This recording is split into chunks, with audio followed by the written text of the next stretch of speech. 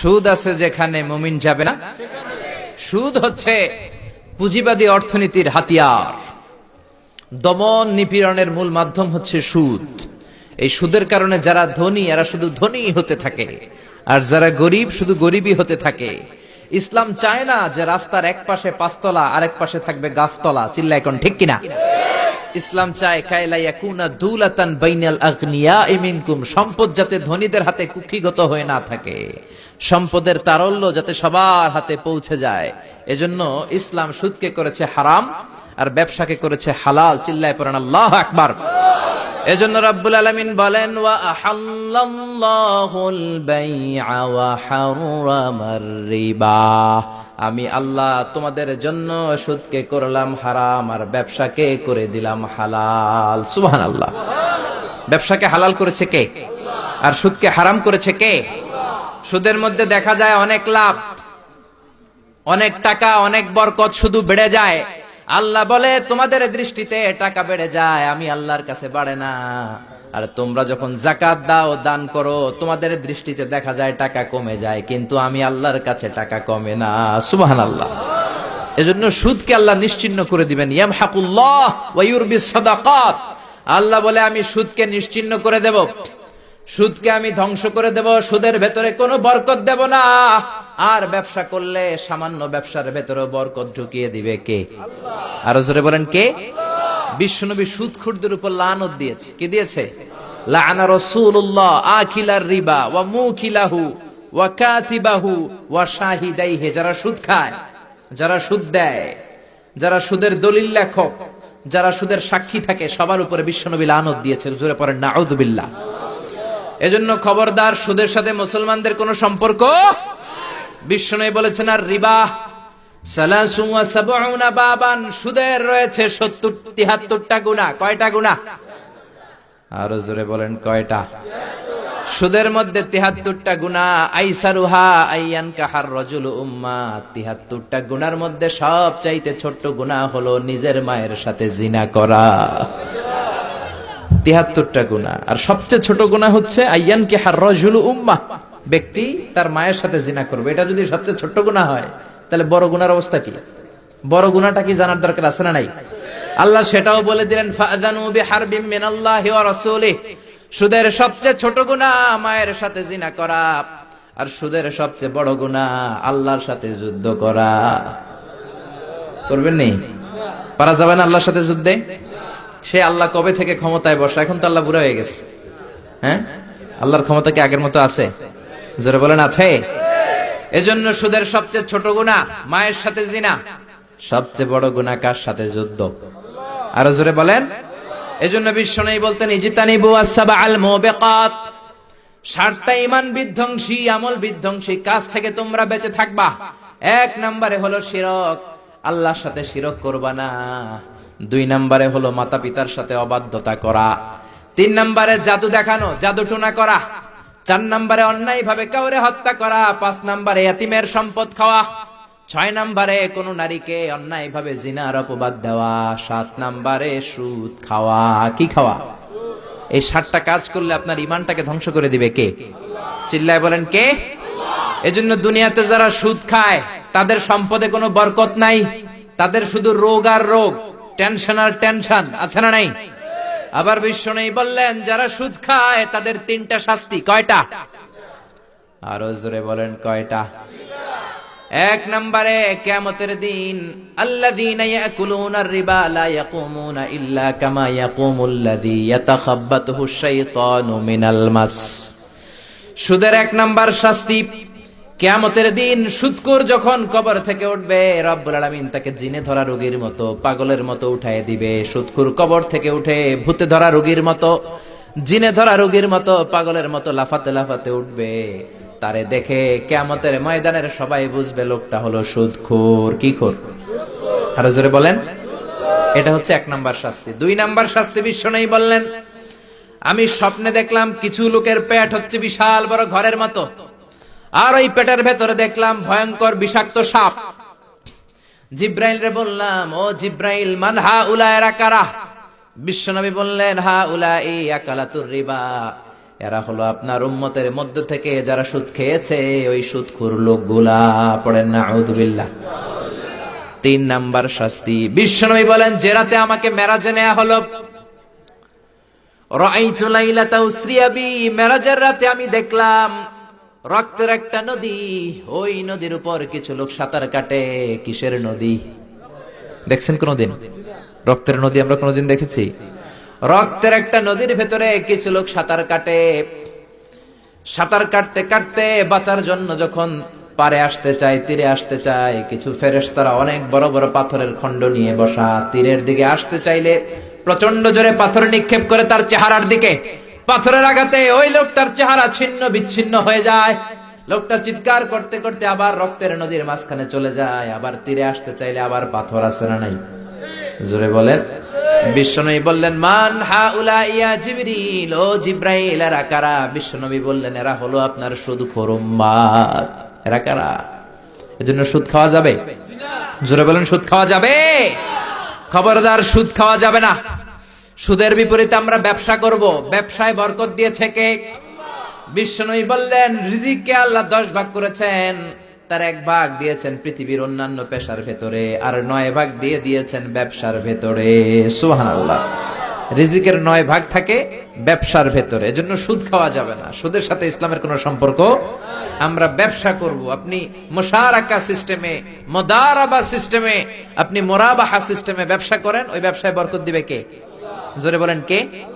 সুদ হারাম এই কারণে, কারণ টাকার ভেতর থেকে টাকা আসে না।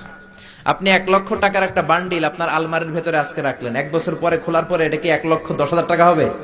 1,05,000, 1,02,000, 1,10,000 টাকা, 1,05,000 টাকা, 1,01,000 টাকা?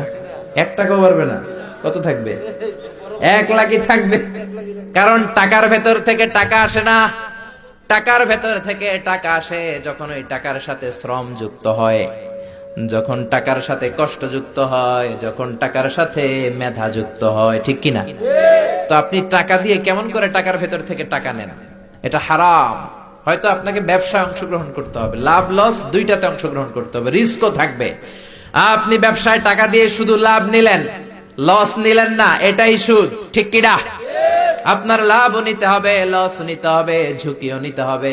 এইটার নাম হলো ব্যবসা। হয় আপনি ব্যবসা করবেন, তা না হলে আপনি কর্জে হাসানা দিবেন। কি দিবেন? কর্জে হাসানা দিলে ওই ব্যক্তির মর্যাদা বাড়িয়ে দেয় কে? চিল্লায় বলেন কে?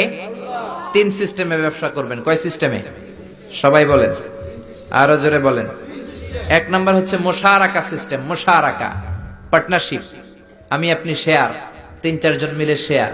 আমার টাকা আপনার টাকা, আর দুজনে মিলে ব্যবসা করব। আমার যদি ধরেন 4 লক্ষ টাকা হয়, আপনার যদি 6 লক্ষ টাকা হয়, তাহলে যেই লাভ হবে তার 60% নেবেন আপনি, 40% নেব আমি। লসও যদি হয় 60% আপনার উপর, 40% আমার উপর। এই ব্যবসাকে বৈধ করেছে কে? আল্লাহ। আরো জোরে বলেন না। 2 নম্বরে হচ্ছে আল মুদারাবা। মুদারাবাও বৈধ। মুদারাবা মানে হচ্ছে আপনার টাকা আমার শ্রম। আল্লাহ আমারে কোনো টাকা দেয় না, আমি মিসকিন, আমি ফকির, আমি দেব শ্রম, আপনি দিবেন টাকা। কত পার্সেন্ট লাভ হলে কে কতটা নিব এটা আমরা ভাগ করে নিব। কিন্তু লস হলে আমার কোনো লস নাই, কারণ আমার শ্রম আপনার টাকা, আমি যে খাটছি এটাই তো আমার লস। ঠিক কিনা? কথা বলেন। আর টাকা যেহেতু আপনার, পুরো লস নেবেন আপনি। এই সিস্টেমও ব্যবসা যায়। 3 নাম্বার হচ্ছে আল মুরাবাহা। বুঝার চেষ্টা করেন। আমার ঘরে ফ্রিজ নাই, ফ্রিজের দাম 1 লক্ষ টাকা। কয় লাখ টাকা? আপনি আমারে বাজার থেকে 1 লক্ষ টাকা দিয়ে একটা ফ্রিজ কিনে আমার কাছে 1,20,000 টাকায় বিক্রি করবেন। এটা আমি কিস্তিতে দিব আপনারে, 6 মাসের কিস্তিতে দিব। আপনার লাভ হচ্ছে আপনি 1 লক্ষ টাকা দিয়ে কিনে 1,20,000 বিক্রি করছেন, 20,000 লাভ। আর আমার লাভ হচ্ছে আমার কাছে কোনো টাকা নাই, আমি ফ্রিজের মালিক হয়ে গেলাম, কিস্তিতে দিয়ে 6 মাস পরে আমি টাকাও পূর্ণ করে দিলাম। এটাকে বলে মুরাবাহা। শাহজালাল ইসলামী ব্যাংক, আল আরাফা ইসলামী bank, Bangladesh Islamic bank limited, এই 3টার সিস্টেমে আপনাদের সাথে বিজনেস করে। আল মুদারাবা, আল মুশারাকা, আল মুরাবাহা। যেই সিস্টেমে আপনি করেন না কেন, এগুলোর কবুল করে নিবে কে? আল্লাহ। কিন্তু এগুলো না করে 100 টাকার বান্ডিল দিয়ে বললেন এই নাও 100 টাকার বান্ডিল, এখানে 10,000 টাকা আছে, সুদে লাগালাম, মাসে দিবা 1,000। কয় হাজার? আরো জোরে বলেন। এখন মাস শেষে 1,000 দিতে পারে না, ওইটার উপর আবার বাড়তে শুরু করলো। আল্লাহ বলে লা তাকুলু আর রিবা আদাআফা মুদাআফা। খবরদার, চক্রবৃদ্ধি হারে সুদ খেও না। মাহাজনী সুদ খেও না। কার কথা? আরো জোরে বলেন, কথাটা কার? মাহাজনী সুদ খাওয়া যাবে না, চক্রবৃদ্ধি হারে সুদ খাওয়া যাবে না। তাহলে ব্যাংকের সুদ খাওয়া তো যাবে না? ব্যাংকের সুদ খাওয়া যাবে না। ব্যাংকের সুদও হারাম, আর চক্রবৃদ্ধি হারে মাহাজনী সুদ, এটা অনেক ভয়ঙ্কর হারাম। গ্রামে গঞ্জে এরকম আছে না নাই? 10,000 টাকায় মাসে 1,000 টাকা সুদ। কথা কন, কথা কন, কথা কন। আছে, এখন দিতে পারে না, সুদ আবার বেড়ে যায়। এখন 2,000 হয়ে গেছে, এর পরের মাসেও দিতে পারে না, 3,000 হয়ে যায়। এরপরে কে আসলটা দেয়া লাগবে না, তুই সুদ চালা। কি চালা? সুদ চালাইতে চালাইতে বাড়ি নাই, ভিটা নাই, জমি নাই, টিউবওয়েল নাই, পরনের লুঙ্গিও নাই। আছে না নাই? এটার বলে মহাজনী সুদ, এটার বলে চক্রবৃদ্ধি হারে সুদ। এই সুদ খাওয়া যাবে না। এজন্য সুদ আপনি খেলে এই সুদের এই সম্পদের ভেতরে কোনো বরকত নাই, এটাকে ধ্বংস করে দিবে কে? চিল্লায় বলেন কে? এজন্য আপনি ব্যবসা করবেন। আল্লাহ বললেন হাল্লাল্লাহুল বাইআ ওয়া হারামার রিবা, আমি আল্লাহ ব্যবসাকে তোমাদের জন্য হালাল করলাম, সুদকে করলাম হারাম। এখন আমরা সুদ খাবো না ব্যবসা করব? জোরে বলেন, সুদ না ব্যবসা? ব্যবসার সিস্টেম হচ্ছে আপনাকে লাভ লস দুইটাতে অংশগ্রহণ করতে হবে। আপনি যদি বলেন না আমি শুধু লাভ নিব লস নিব না, এটা ব্যবসা হবে? এটা সুদ হবে। এটা কি হবে? চিল্লায় বলেন কি হবে? এরপর ইসলাম বলে লা মাইসার, কোন জুয়া চুরি থাকবে না। বিজনেসের মধ্যে জুয়া চুরি নাই, মানে লটারি নাই। কিন্তু বাংলাদেশে লটারি সিস্টেম আছে না নাই? 10 টাকায় 40 লক্ষ টাকা আছে না নাই? এটা সরাসরি জুয়া চুরি, এটার সাথে ইসলামের কোনো সম্পর্ক। এর কারণ হচ্ছে আমরা 10 টাকা দিয়ে লটারি কিনি, পাই এরকম একটা কাগজ, এই লটারির একটা নাম্বার থাকে এখানে, ঠিক কিনা? আর লেখা আছে 10 টাকায় প্রথম পুরস্কার 40 লক্ষ টাকা। লক্ষ লক্ষ মানুষ 10 টাকা দিয়ে এটা কিনে। কেনার পর যেদিন ড্র হবে, রাফেল ড্র, একজন পায় 40 লাখ, আরেকজন পায় 30 লাখ, আরেকজন পায় 20 লাখ, আরেকজন 10 লাখ, পঞ্চম পুরস্কার পায় 1 লাখ, আর লক্ষ লক্ষ মানুষ এই কাগজ পানিতে ভিজায় খায়।